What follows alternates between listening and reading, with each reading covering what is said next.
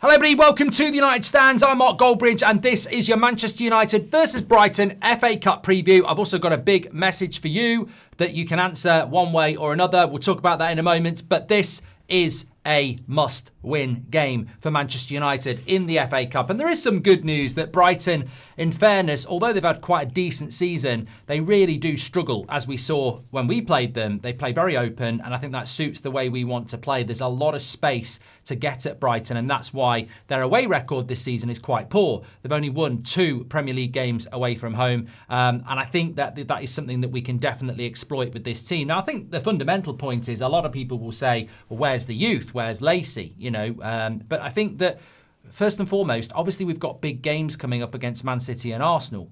But I actually think this Brighton game might be bigger in a sense because we've actually won the FA Cup over the last decade. We've won it more than once, actually. I think was it 10 years ago we won it with Van Gaal? But anyway, we won it with Ten Hag, and it's a pathway into the Europa League. Now, if you look at the Premier League at the moment, the pathway into the Champions League may be closing very quickly.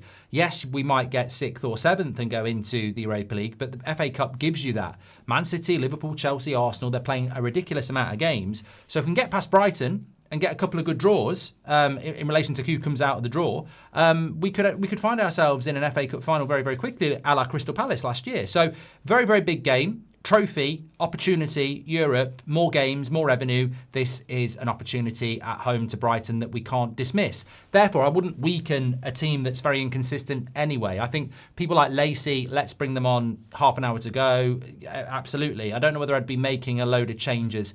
I've seen teams like Forest last night against Wrexham basically put their reserves out. They've got European football. They've got the Europa League to play for. They're in a relegation battle. You can understand the rotation. From a Manchester United point of view, I think we should go as strong as possible. That's why the team for me is basically the team that played against Burnley with one exception, and that's Casemiro out and Mainu in. Now, I have said this for a few weeks now. Casemiro, ever since the international breaks have stopped in November, has been really poor in December and in January. So I think that Mainu, maybe that's the way into the team for Mainu. Now, he might stick with Casemiro and Ugarte, but personally, I think Mainu just gives you more mobility. I know some people think he's slow, but he ain't Casemiro slow. Gives you more mobility. He's quite composed on the ball. He's done the job before. I think with someone like Ugarte with him, a lot of people would say, why not play Mainu and Casemiro?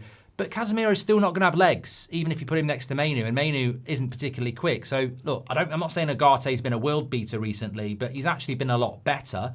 I'd say 6 at best, very average performances, but that's better than poor. And I think he's got more intensity to his game against the Brighton team that can be quite intense in the midfield. So I think with Bruno at 10 and those two behind him, I think that could work quite well. I mean, I don't think it's a good midfield by any stretch of the imagination, and it's a weakness in our team, but that's about as best as we can construct it. And that's the only changes I would really make. I presume Brighton will take it seriously, but we can't take that risk. If they put their reserves out, that team should win. If they put a strong team out, I want that team to win. So it's really, really essential that we do win this game. Obviously, it's a cup game, so there has to be a winner at the end of it. There are no replays, thank God. So, look, we need to win the game. And I think, maybe there's a little bit of apathy around Man United at the moment because the bigger picture is what's going on with the football club. But what's going on with the football club is that we've got games of football to be played. It's not the summer.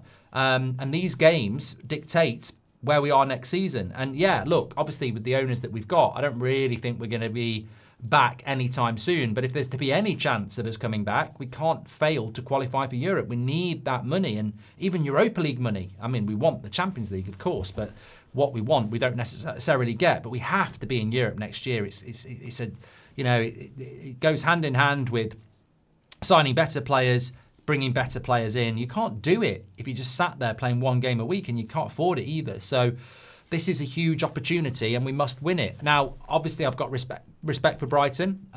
You could argue that they're as good as us, they might be better than us, whatever, but they don't travel well. It's at Old Trafford. Darren Fletcher's in charge. 75,000 fans. FA Cup game on a Sunday afternoon. Let's go and get the win. I think that's, I'm not predicting it. I don't think you can predict with Manchester United, but I certainly wouldn't be messing around with the team. I've seen people saying, let's pick Yoro and Maguire. They need some game time. I'm like, well, those opportunities are not there now. We're not in a position halfway through this season with what's left to go, let's give somebody some game time. We strengthen the team. We don't weaken it. So When Mazraoui comes back, you take Delo out. When Mbermo comes back, you take out Dorgu. You know, when Ahmad comes back, you've got a conversation about Cunha, haven't you? You know, those conversations need to happen. But for now, I wouldn't be weakening the team. I think it's really important. So give me your thoughts on that. Also, just like, look, I think at the moment, like, this is the place to be. I'm very biased, but I think this is the place to be. This is the community to be watching and listening to, because we're actually saying it how it is. And, you know, I think that's really, really important. There are some people out there who are sort of still describing what we're talking about as negative. So let's hit it head on. I mean, what is negative about calling out the owners for ruining the football club? What is negative about that? Because I can come up with a word for you. Deluded. Toxic. I think it's toxic if you're telling people that are calling out the owners and calling out Wilcox and the board. If you're calling them negative, the only thing I can come up with is, well, I mean, what are we supposed to be positive about then? Because if it's negative to call out the owners and the board, and it's positive to let them say nothing, so positivity is cheering the Glazers, is it? If it's negative to moan about the ownership and the board, that would mean positivity is to cheer the board and the ownership. Because that's the only negativity I'm seeing. The negativity is saying this club's never going to go anywhere with this ownership and this board. They're clueless. They're making bad decisions. The facts are there. It's not like we're predicting bad decisions. You know, the sacking of Amorim, the sacking of Ten Hag, over £500 million spent on players for them, the sacking of the director of football, the knocking down of Old Trafford, the bringing of an interim back who's already failed and been sacked. I mean, this is factual bad decisions. So if it's negative to call that out and it's positive to cheer about it, who's the problem? I'd say the toxic positivity. I'd put a toxic in front of the positivity. It's almost like somebody could say, you know, the problem in the fan base are the people that are calling out the owners. We need to all be positive and Man United will get better. I've never heard such nonsense in all my life. So we need to cheer the Glazers and Ineos and Jason Wilcox and co, and things will get better.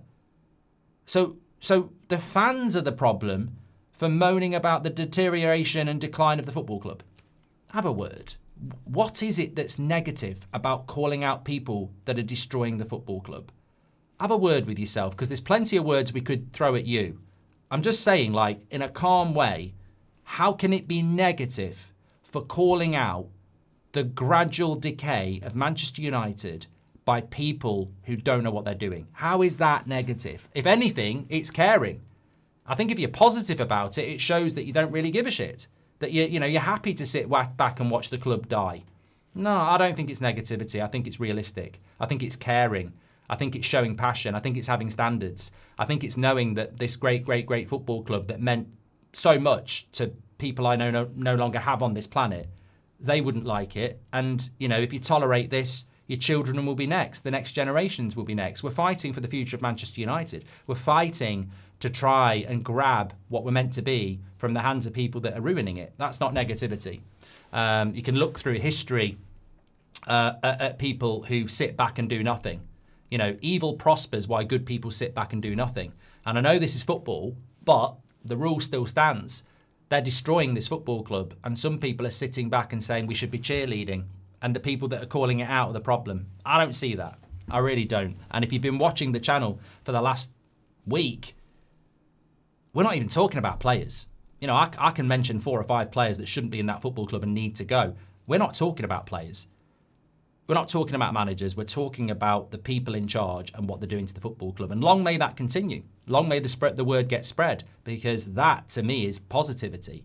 That is people who care about the football club calling out the people who haven't got a clue what they're doing and putting pressure on them, which needs to be done. If incompetent people are cheered, they'll keep being incompetent. If incompetent people are challenged, then they'll be under pressure to be better or go. I think it's important. But we have to win tomorrow. We've got to beat Brighton tomorrow. Thanks everyone for watching. Smash the like and subscribe. We are back at 8 live, Saturday Night Live. I will speak to you then. Take care.